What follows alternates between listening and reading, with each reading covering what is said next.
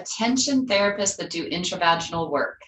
If you are interested in learning what the key block is that keeps the pelvic floor muscles from releasing any tension or tone in them, stay tuned. Hi, I'm Lynn Schulte, a pelvic health therapist in Colorado, and I am also the curriculum developer and principal instructor at the Institute for Birth Healing.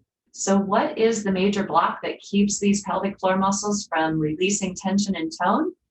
Well, it is emotions.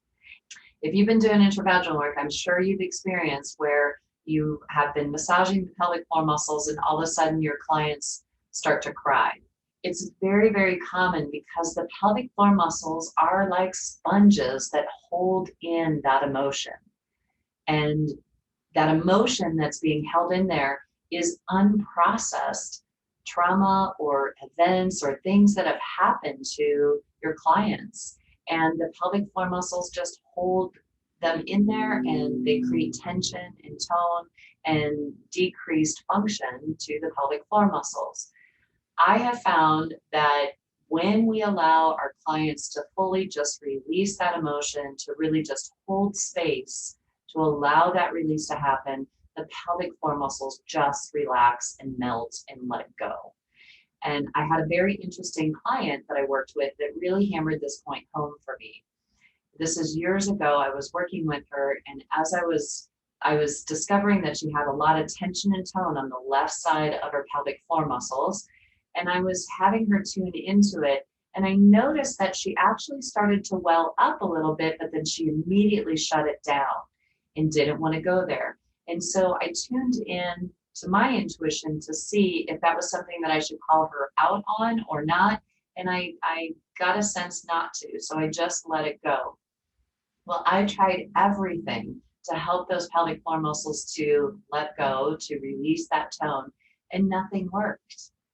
And it wasn't until we got done with the session, ran out of time, told her, I'd really like to see you again because you have all this tension on this left side. And she sat up and she goes, ha, my friends told me you were going to make me cry and I didn't. And it just dawned on me like, wow, that's why they wouldn't release.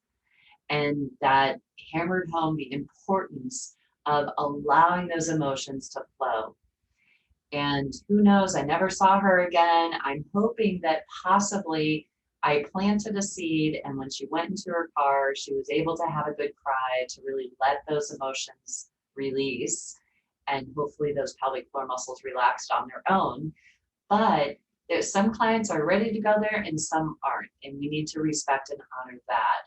And one of the things that can keep our clients from feeling comfortable going there is our own comfort level with emotions.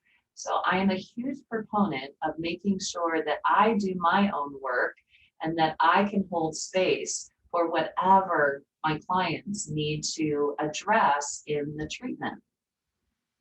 A lot of clients can sense our comfort level, and if we don't feel comfortable with emotions, their body on some level is going to sense that, and they're not going to be able to go as deeply as they need to in order to fully release it.